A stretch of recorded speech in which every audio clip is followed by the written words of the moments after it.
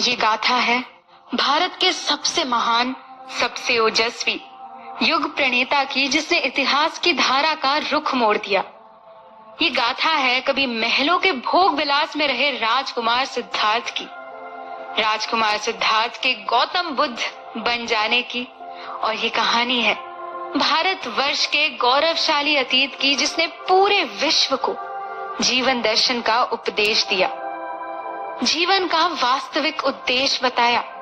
इसी गौरवशाली भारत के इतिहास के पन्नों से लेकर आज के वैज्ञानिक और आध्यात्मिक मार्ग की ये अविरल धारा आज भी करोड़ों लोगों के जीवन के उद्देश्य को समझने के लिए प्रेरित करती है।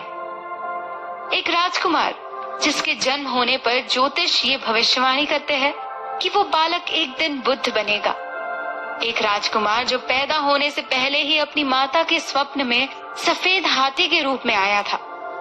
एक राजकुमार जो महलों की शानो शौकत के बीच पला बड़ा, अनेकों अप्सराओं और सुख सुविधा के बीच रहने वाला ये राजकुमार, जिसने एक दरिद्र व्यक्ति, एक वृद्ध और एक मृत व्यक्ति देखकर इस ब्रह्मांड के रहस्य को जानने की अलख जगाई, जिसने उसके भीतर प्रश्न जगाया कि आखिर जब ये जीवन ही मिथ्या है तो हम अपने जीवन को भोग विलास में क्यों व्यर्थ कर दें। और यहाँ से शुरू हुई उस राजकुमार के बुद्ध बनने की कहानी।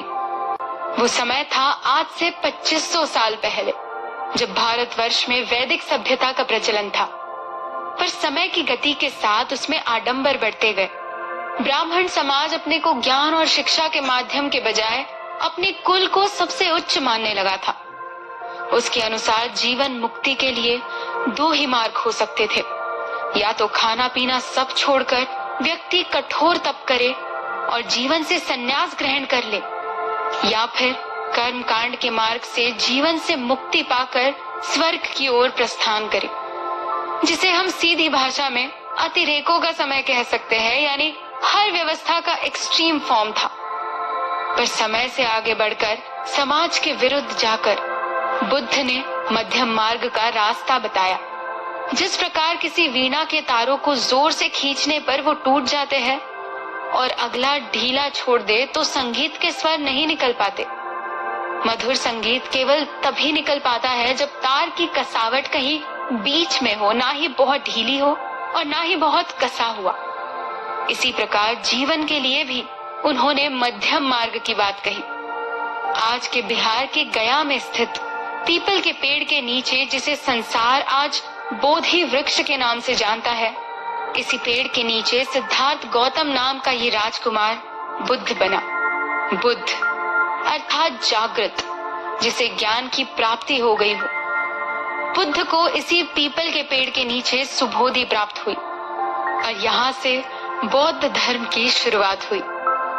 बुद्ध शब्द एक तरंग से, एक उपाधि से, जिसका अर्थ है वो जो जाग रहा है, यानी ऐसा व्यक्ति जो वास्तविकता के प्रति जागृत है, जो जीवन और मृत्यु के इस चक्र को जानता है और उसके मोह में नहीं पड़ता, जिसे सांसारिक माया के बंधनों से मुक्ति मिल गई हो, वो बुद्ध है।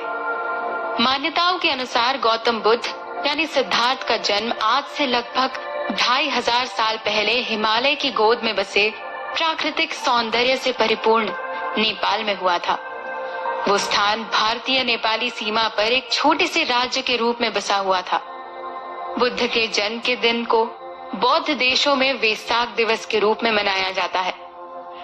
उनके पिता राजा शुद्धोदन गौतम के एक महान राजा होने की कामना करते हुए अपने पुत्र को धार्मिक शिक्षाओं या मानवीय पीड़ा के ज्ञान से बचाते थे। पर भाग्य का लिखा कौन बदल सकता है।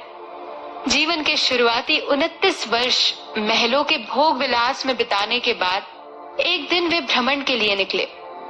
राजा शुद्धोदन ने आदेश जारी किया कि कोई भी गरीब, वृद्ध या सन्यासी उस मार्ग पर ना आए जिससे सिद्धार्थ जाने वाला था। पर वही हुआ जो होना था। सिद्धार्थ ने एक वृद्ध व्यक्ति को देखा, सन्यासी देखा और उन्हें शारीरिक रूप में अपने से अलग पाया, जिससे उनके मन में ये प्रश्न जन्मा कि आखिर जब वो भी एक दिन वृद्ध शरीर से निर्बल हो जाएंगे तो वो क्यों न इस जीवन के उद्देश्य को खोजे। यानी जब एक दिन सभी को वृद्ध और निर्बल हो जाना है तो उन्हें जीवन के उद्देश्य की खोज करनी चाहिए और सत्य को जानने का प्रयास करना चाहिए। और फिर 29 वर्ष की आयु में गौतम ने घर छोड़ दिया, तपस्या और आत्म अनुशासन की जीवन शैली को अपनाया। लगातार 49 दिनों के ध्यान के बाद गौतम ने बिहार के बोध गया गांव में एक पीपल के पेड़ के नीचे बोधि प्राप्त की, जिस वृक्ष को बोधि वृक्ष के नाम से जानते हैं। इसके बाद बुद्ध ने अपना पहला उपदेश उत्तर प्रदेश के बनारस शहर के पास सारनाथ गांव में दिया था। इस घटना को धर्म चक्र प्रवर्तन के रूप में जाना जाता है। बुद्ध जीवन भर मध्यम मार्ग के संदेश को लोगों को देते रहे और उनके व्याख्यानों में बड़ी भीड़ जुटी रहती थी और अंततः 80 वर्ष की आयु में उन्होंने अपनी देह का त्याग कर दिया। ये समय 483 ईसा पूर्व का था और उनके देहांत का स्थान उत्तर प्रदेश के कुशीनगर नामक स्थान था। इस घटना को महापरिनिर्वाण के नाम से जाना जाता है। आज पूरे विश्व का चौथा सबसे बड़ा धर्म बौद्ध धर्म है, जिसके 52 करोड़ से अधिक अनुयायी है। ये सभी गौतम बुद्ध की शिक्षाओं के अनुसार अपना जीवन बिताते हैं। इसमें भी 2 प्रकार के अनुयायी है। पहले अनुयायी थेरवाद को मानने वाले हैं, जो सबसे पुरानी मान्यता पर आधारित है, और दूसरे महायान बुद्धिज्म को मानने वाले हैं, जो मुख्य तौर से भारत में रहते हैं, जिसमें बुद्ध की अर्ली टीचिंग्स के साथ ही वर्तमान में वज्रयान यानी कि तंत्र विद्या को भी बुद्धिज्म का हिस्सा माना गया है। बुद्ध के सभी अनुयायी जीवन के 4 सत्यों के आधार पर दुख से मुक्ति प्राप्त करने को ही जीवन का उद्देश्य मानते हैं, जिससे अंत में उनको निर्वाण की प्राप्ति हो। ये कहानियां सुनने में तो अच्छी लगती है, पर जब बात आती है इनको जीवन में धारण करने की, तब ये उतनी ही कठिन और असामान्य लगने लगती है। समाज से हटकर अकेले रहना किसी भी व्यक्ति के लिए आसान नहीं होता, और फिर समाज की धारा को मोड़ देना मानो युगों में ही एक बार होता है। जो ऐसा करते हैं उन्हें युग प्रणेता कहा जाता है। बुद्ध के जीवन की घटनाओं को विस्तार से जानने के लिए सुनिए अगला एपिसोड।